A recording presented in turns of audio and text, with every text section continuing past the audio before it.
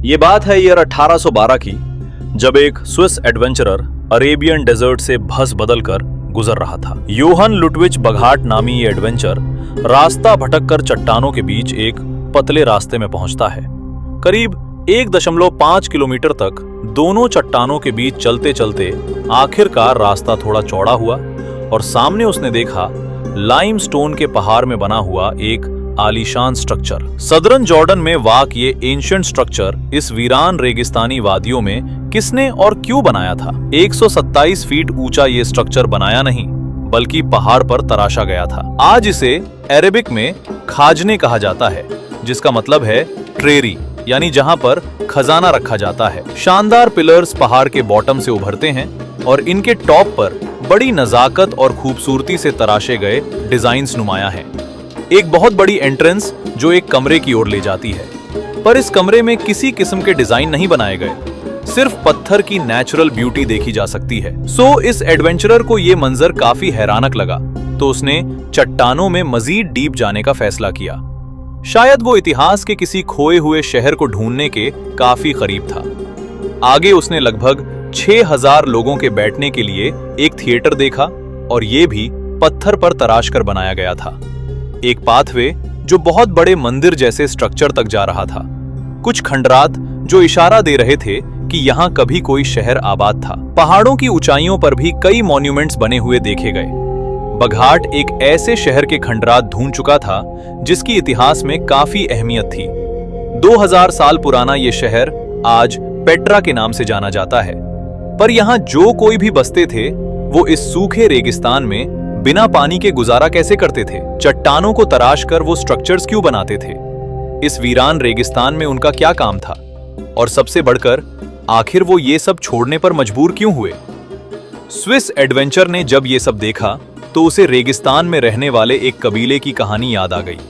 उसने सुन रखा था कि अरेबियन डेजर्ट में एक कबीला था जो चाइना, इंडिया, इजिप्ट और रोम के बीच सिल्क और मसालों की ट्रेडिंग करता था, और वो अपना खजाना ऊंची चट्टानों में सुराख करके छुपाया करते थे।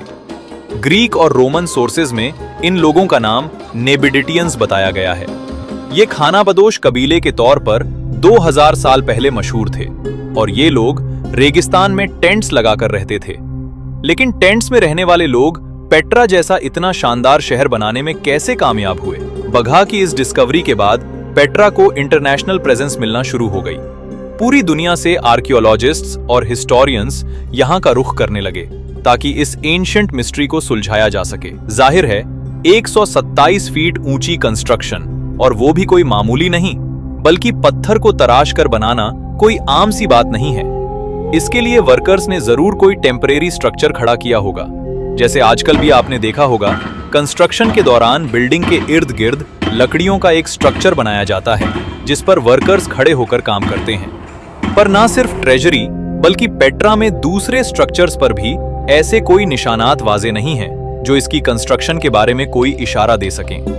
बहुत सारी रिसर्च और एक्सपेरिमेंट्स करने के बाद रिस्करर्स को पेट्रा में ही एक इनकम्प्लीट स्ट्रक्चर मिला, और शायद इसी में छुपा था इसकी कंस्ट्रक्शन का राज।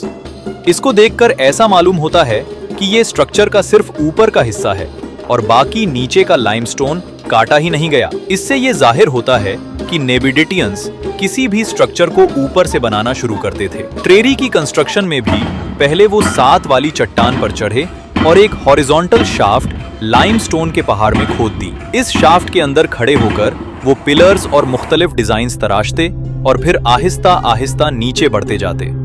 जब ऊपर का आधा स्ट्रक्चर मुकम्मल हो जाता तो नीचे पत्थर का मलबा इतना ज्यादा जमा हो जाता कि अब उसकी स्लोप पर चढ़कर बाकी आधा स्ट्रक्चर आसानी से कंप्लीट कर लेते। दुनिया भर में एंशिएंट साइट्स पर कंस्ट्रक्शन का ये तरीका कहीं और नहीं देखा गया। इस ट्रिक के बारे में रिसर्चर्स को इशारा तब मिला जब उन्होंने अमेरिका में पेट्रा जैसा स्ट्रक्चर हूबहू तराश कर बनाया। नेविडियंस ने पेट्रा में बहुत कम लिखाई छोड़ी थी।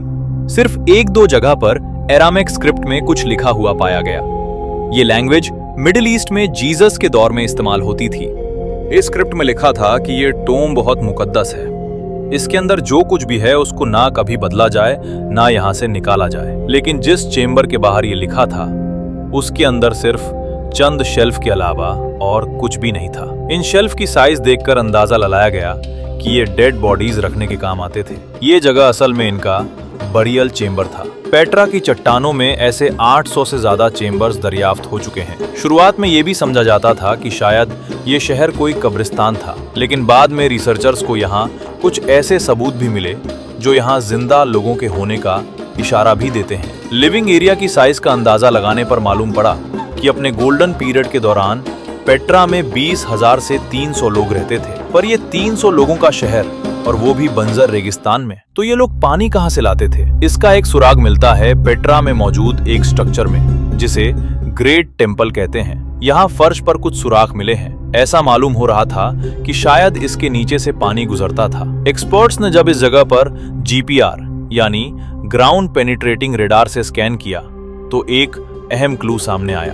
GPR जमीन में रेडियो सिग्नल्स फेंकता है। ये सिग्नल्स जमीन के अंदर मुख्तलिफ मटेरियल से टकराकर अलग अलग स्पीड से वापस आते हैं। जैसे मिट्टी से टकराकर ये आहिस्ता वापस आते हैं और खाली जगह में इनकी स्पीड तेज हो जाती है। सिग्नल्स की स्पीड देखकर अंदाजा लगाया जाता है कि जमीन के नीचे कहां पर खाली जगह मौजूद है। GPR के रिजल्ट्स ने दिखाया कि मंदिर के फर्श के नीचे चैनल्स का एक पूरा नेटवर्क बिछा है। जैसे घर में फर्श की कंस्ट्रक्शन से पहले प्लम्बिंग का काम होता है। ये एविडेंस इस बात को साबित करने के लिए काफी था कि पेट्रा में अंडरग्राउंड पानी का नेटवर्क तो था, पर यह पानी आखिर आता कहां से था? क्योंकि ये जगह दुनिया की खुशक तरीन जगहों में से एक है। पानी का एक जखीरा आज भी लोकल्स इस्तेमाल करते हैं, जिसे ऐन मूसा कहा जाता है। ये कुदरती चश्मा जमीन के नीचे से पानी फराहम करता है, पर मसला ये है कि ये पेट्रा की साइड से करीब 8 किलोमीटर दूर है। तो अब सवाल उठता है कि नेबेडियंस ऐन मूसा से पानी को चट्टानों के बीच 8 किलोमीटर नीचे कैसे लाते थे? इसका इशारा हमें मिलता है ट्रेरी की पतली एंट्रेंस में। यहाँ चट्टानों के बीच पाइपलाइंस के निशानात देखे गए हैं। ऐसी पाइपलाइन जो छोटे छोटे सेक्शंस में जोड़ी गई थी। जब पाइप के इन छोटे छोटे सेक्शंस में से पानी गुजरता होगा तो जरूर लीक भी करता होगा। लेकिन नेबेडियंस के लिए पानी अगर इतना इंपॉर्टेंट था तो वो पानी को जाया कैसे होने देंगे? जब पानी किसी भी पाइपलाइन से गुजरता है तो नेचुरली उसके अंदर एयर पॉकेट्स बनते हैं जो पाइप के अंदर प्रेशर क्रिएट करते हैं। हाइड्रो इंजीनियर्स ने कई एक्सपेरिमेंट्स किए और ये बात सामने आई कि अगर पाइप का एंगल 4 डिग्रीज पर झुका होगा तो पाइप में एयर पॉकेट्स नहीं बनेंगे, पानी का फ्लो भी अच्छा होगा और लीकेज भी नहीं होगी। जब एक्सपर्ट्स ने पेट्रा में बिछाई गई पाइपलाइन के एंगल को देखा तो वो हैरत गंगेज तौर पर ठीक 4 डिग्रीज पे ही झुकाए गए थे। यानी नेबेडियंस इस साइंटिफिक प्रिंसिपल के बारे में 2000 साल पहले ही जानते थे, जिन्हें हमने हाल ही में दरियाफ्त किया है। ये सब देखने के बाद एक बात तो क्लियर है कि नेबेडियंस हाइड्रो इंजीनियरिंग के मास्टर थे। पेट्रा में पानी सिर्फ ऐन मूसा से नहीं बल्कि पहाड़ों से आने वाले फ्लैश फ्लड से भी सप्लाई होता था। आज भी जब यहाँ फ्लैश फ्लड्स आते हैं तो वो काफी डेडली होते हैं। इनसे बचने के लिए पेट्रा में मुख्तलिफ लोकेशनेशंस पर एंशिएंट डैम्स बनाए गए थे। रिसर्चर्स यहाँ करीब 5 एंशिएंट डैम्स ढूंढ चुके हैं, जिनमें से कुछ की दीवारें 2000 सालों से आज तक प्रिजर्व हैं। ये डैम्स ना सिर्फ पानी स्टोर करने के काम आते थे बल्कि शहर को फ्लड्स की तबाही से भी बचाते थे। पेट्रा के बारे में अभी तक हम ये जान चुके हैं कि यहाँ बसने वाले नेबेटियंस चाइना, इंडिया, इजिप्ट और रोम के बीच ट्रेडिंग करते थे। उनकी पत्थरों को तराश कर स्ट्रक्चर्स बनाने की स्किल्स दुनिया में कहीं और नहीं देखी गई। लेकिन एक मेन सवाल अभी तक वही है कि आखिर ये शहर वीरान क्यों हुआ? यहाँ बसने वाले 3000 लोग अपने शहर को छोड़ने पर मजबूर क्यों हुए? एंशिएंट रिकॉर्ड से हमें ये पता चलता है कि ईयर 363 में एक बहुत खतरनाक अर्थक्वेक आया था और पेट्रा में ऐसे टूटे हुए स्ट्रक्चर्स का मलबा भी मौजूद है जो सिर्फ अर्थक्वेक का काम ही लगता है। शायद उस अर्थक्वेक की वजह से पेट्रा के कई स्ट्रक्चर्स गिर गए और डैम्स टूट गए। उसके बाद वही पानी जो शहर की जान था उनकी जान ले डूबा।